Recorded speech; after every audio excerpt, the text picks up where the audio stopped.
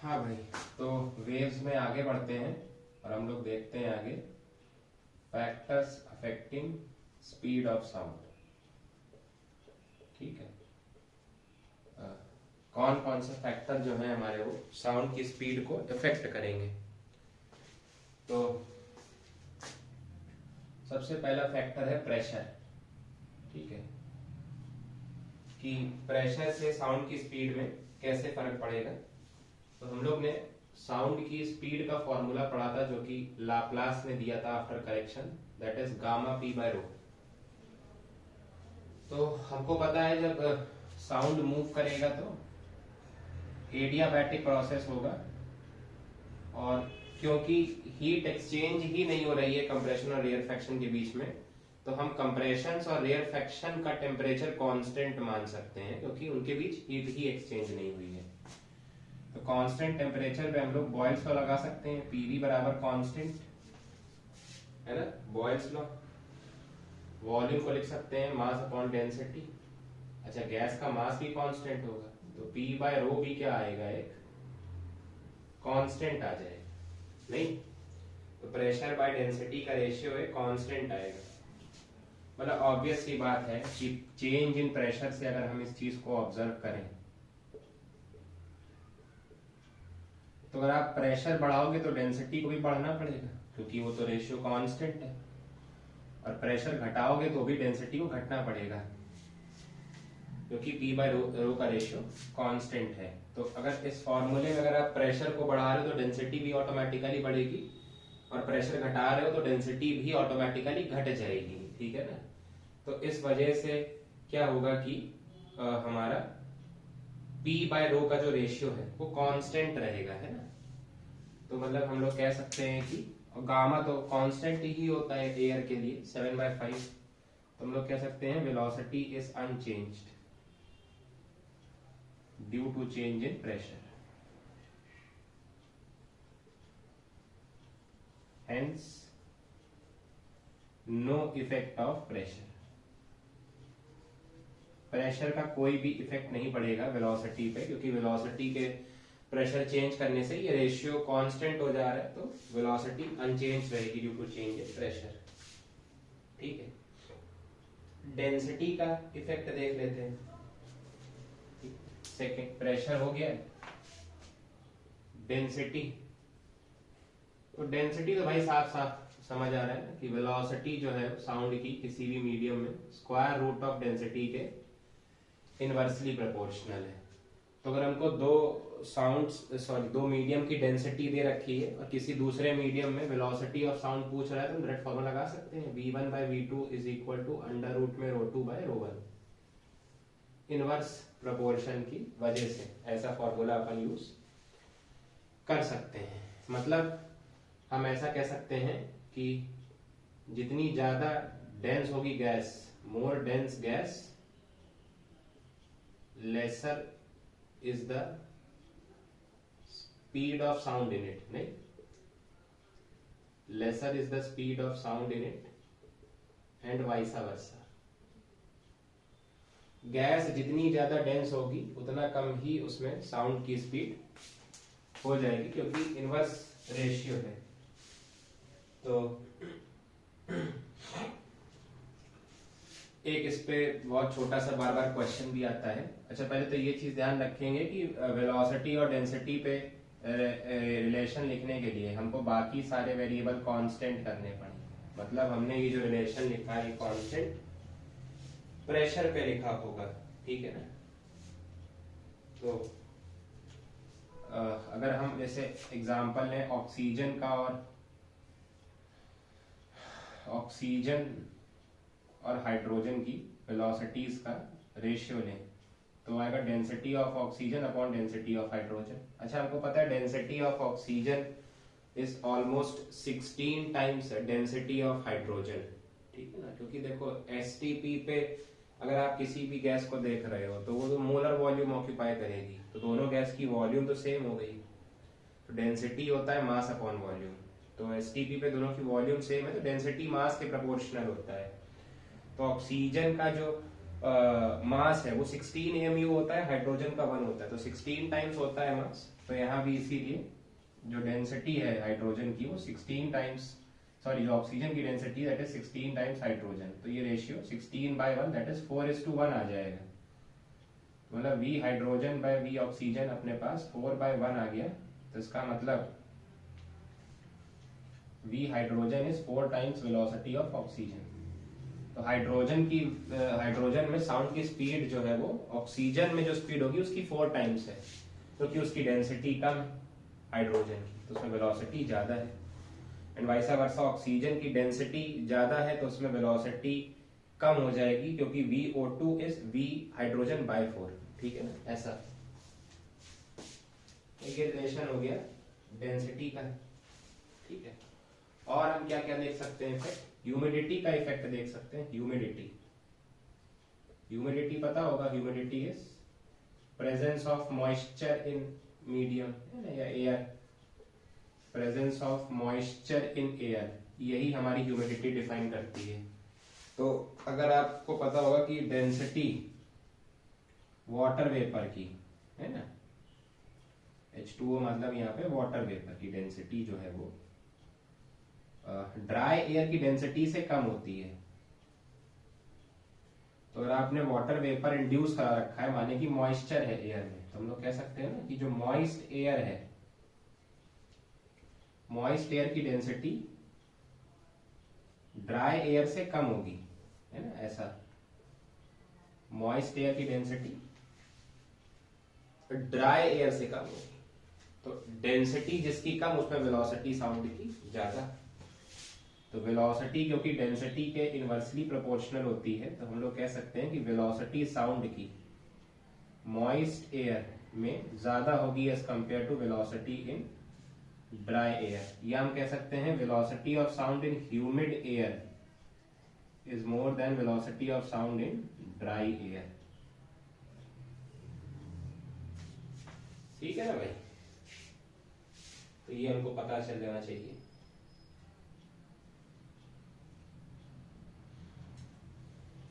ये 3 फैक्टर हमने डिस्कस कर लिए।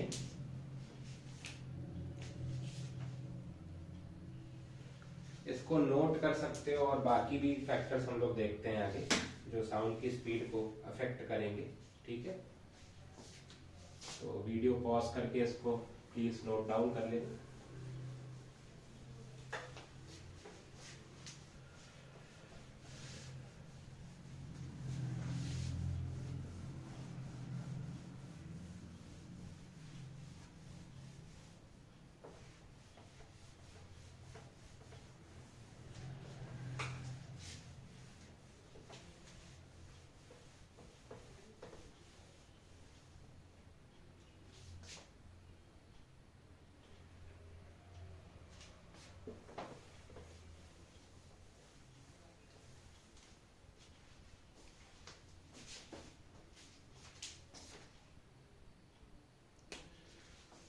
तो हमने 3 फैक्टर देखे थे बेसिकली अभी तक, प्रेशर, डेंसिटी और वाटर वेपर या ह्यूमिड एयर। नेक्स्ट फैक्टर जो हमको देखना है वो टेम्परेचर है, कि टेम्परेचर के साथ कैसे वेरिएशन होगा। ठीक है ना, तो बड़ा आसान है, वेलोसिटी के फॉर्मूले से चलते हैं जो कि गामा P/ρ होता है। और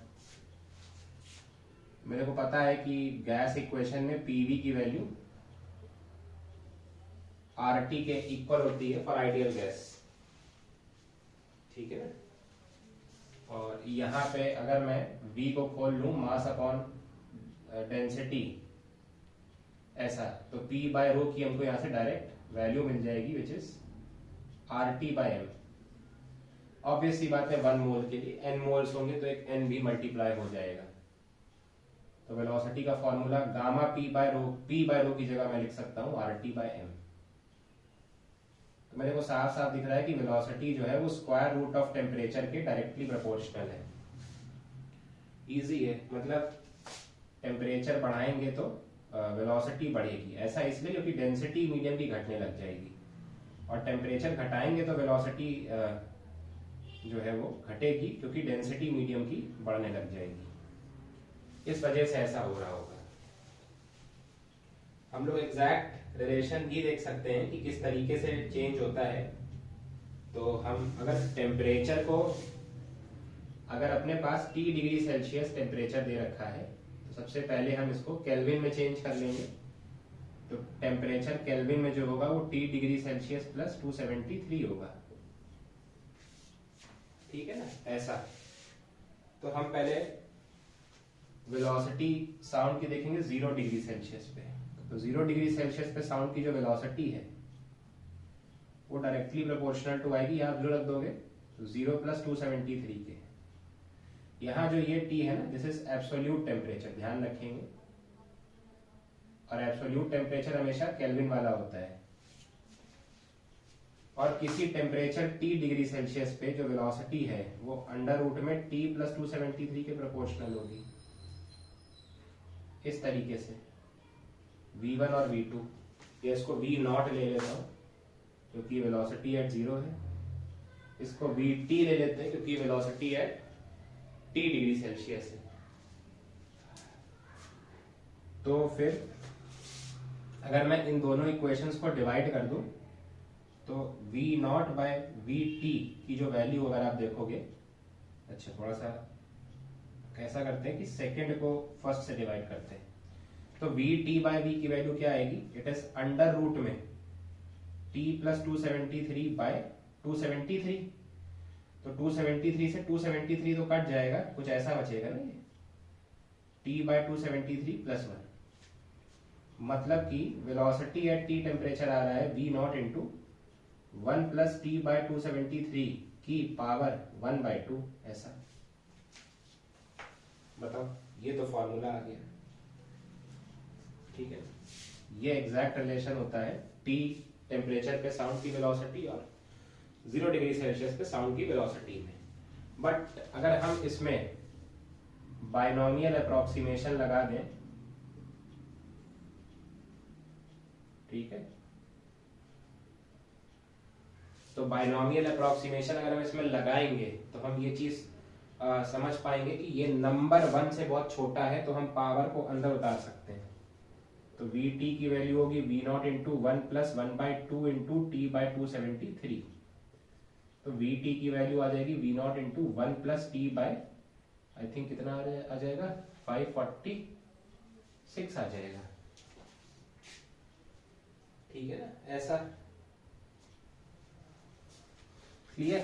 तो इसको V नॉट को अंदर मल्टीप्लाई करो तो आ जाएगा VT minus V naught is equal to V naught by into T by 546। अच्छा, V naught is velocity of sound at 0 degree Celsius, जिसको अप्रोक्सीमेटली 332 मीटर पर सेकेंड लेते हैं अपन। तो यहाँ पे हम रख देंगे इसको 332 और ये हो जाएगा 332 इंटू T बाय 546। तो T डिग्री सेल्सियस पे हमको एग्जैक्टली वैल्यू मिल जाएगी कि क्या है। ठीक है, तो अगर इसको अभी सब्स्टिट्यूट नहीं करें, इसको VT रख लें, इसको V नॉट रहने दें, ये जो वैल्यू इधर वाली है ये सॉल्व होके 0.61 T मीटर पर सेकेंड आएगी।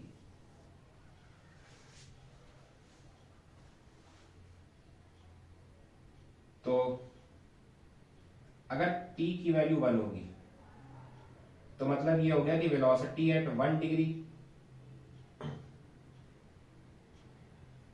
ठीक है ना, माइनस वेलोसिटी एट 0 डिग्री की जो वैल्यू है वो, यहां भी T1 रखेंगे तो 0.61 मीटर पर सेकेंड आएगा। तो यहाँ टेम्परेचर 0 था, यहाँ मैंने T की वैल्यू 1 रख दी, मेरा टेम्परेचर बढ़ाया कितना, तो हमने टेम्परेचर सिर्फ 1 डिग्री सेल्सियस बढ़ाया, 0 से 1, और उसमें वेलोसिटी में डिफरेंस कितना आ गया, यहाँ T1 सब्स्टिट्यूट करने पे 0.61। इसका ये मतलब हुआ कि for every 1 degree Celsius rise in temperature, velocity of sound है ना, velocity of sound increases by 1 degree, sorry 0.61 metre per second. अगर हम 1 डिग्री सेल्सियस से टेम्परेचर बढ़ाएंगे तो साउंड की जो वेलोसिटी है वो 0.61 मीटर पर सेकेंड से बढ़ जाएगी, ठीक है। या फिर हम 61 सेंटीमीटर पर सेकेंड भी इसको कह सकते हैं। नेक्स्ट फैक्टर पे चलते हैं। नेक्स्ट फैक्टर होगा इफेक्ट ऑफ विंड। देखो बड़ा ही आसान है। अगर साउंड इस डायरेक्शन में, किसी एक डायरेक्शन में प्रोपोगेट कर रहा है और विंड भी उसी डायरेक्शन में है, तो इफेक्टिव वेलोसिटी साउंड की कितनी हो जाएगी? साउंड की वेलोसिटी प्लस विंड की वेलोसिटी। लेकिन अगर जो विंड है वो साउंड के डायरेक्शन ऑफ प्रोपोगेशन के ऑपोजिट चल रही है, तो साउंड की इफेक्टिव वेलोसिटी घट जाएगी। वो हो जाएगी V sound minus V wind, क्योंकि विंड जो है वो साउंड की स्पीड को रिटार्ड करेगा या बेसिकली विंड ऑब्स्ट्रक्ट करेगा साउंड के फ्लो को। लेकिन एक सिनेरियो ऐसा भी हो सकता है कि अगर साउंड विंड जो है वो किसी एंगल पे चल रही हो, मतलब साउंड का प्रोपगेशन तो इधर हो रहा है लेकिन विंड इस डायरेक्शन में है,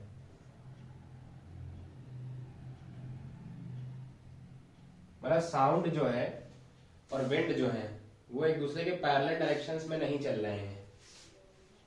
तो उस केस में क्या होगा? तो उस केस में हम विंड की वेलोसिटी का वो कंपोनेंट ले लेंगे। मान लेते हैं एंगल थीटा है, तो हम विंड की वेलोसिटी का वो कंपोनेंट ले लेंगे जो साउंड के प्रोपगेशन की डायरेक्शन में है। अब वो सपोर्ट भी कर सकता है, अपोज भी कर सकता है, वो बात की बात है, ठीक है ना। तो अगर ये इधर वेलोसिटी विंड की है तो इसका कॉस कंपोनेंट साउंड की स्पीड के अलॉन्ग आएगा। तो इस केस में भी इफेक्टिव आएगा V sound plus V wind, है ना। हो सकता था कि ये कंपोनेंट अपोज भी करता है, तो वी विंड का वो कंपोनेंट लेंगे जो इसको सपोर्ट कर रहा है, that is v wind cos theta, है ना। कॉस थीटा कंपोनेंट लेंगे। ऐसा भी हो सकता था कि विंड इधर होती, डाउनवर्ड डायरेक्शन में फ्लो कर रही होती ऐसे, तो इसका जो कंपोनेंट इधर आता वो साउंड के प्रोपगेशन डायरेक्शन में होता, बट ये इसके ऑपोजिट है, तो वो साउंड को रिटार्ड करता है, ठीक है ना, इस तरीके से। तो ये हो गया हमारा टेम्परेचर और विंड का इफेक्ट साउंड की स्पीड में। कुछ एक दो फैक्टर और देख लेते हैं।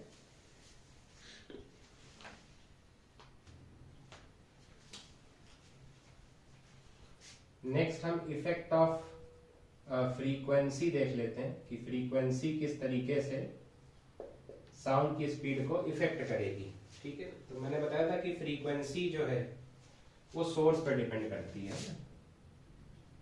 फ्रीक्वेंसी डिपेंड्स ऑन सोर्स, और जब तक आप सोर्स नहीं चेंज करोगे तो फ्रीक्वेंसी नहीं चेंज होगी।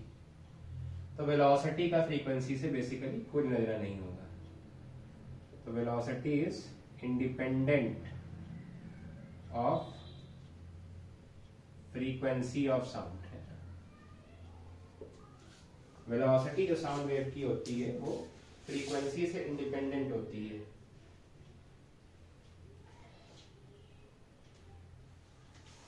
क्लियर होगा बिल्कुल। सरल भाषा में मैं ऐसा कहूं कि ये एक साउंड है, ये दूसरा साउंड है, v sound one, v sound two, sound one, sound two. Sound one और साउंड टू की फ्रीक्वेंसी अलग अलग दिख रही है साफ साफ, क्योंकि उनकी ऑसिलेशंस में डिफरेंस है। बट ये पॉसिबल हो सकता है कि वेलोसिटी ऑफ साउंड वन और वेलोसिटी ऑफ साउंड टू आपस में इक्वल हो, मतलब फ्रीक्वेंसीज डिफरेंट है, बट इसकी पूरी पॉसिबिलिटी है कि फ्रीक्वेंसी डिफरेंट होने के बावजूद भी दोनों की जो स्पीड है वो सेम आएगी, ठीक है ना। इसके अलावा हम देख सकते हैं इफेक्ट ऑफ एम्पलीट्यूड।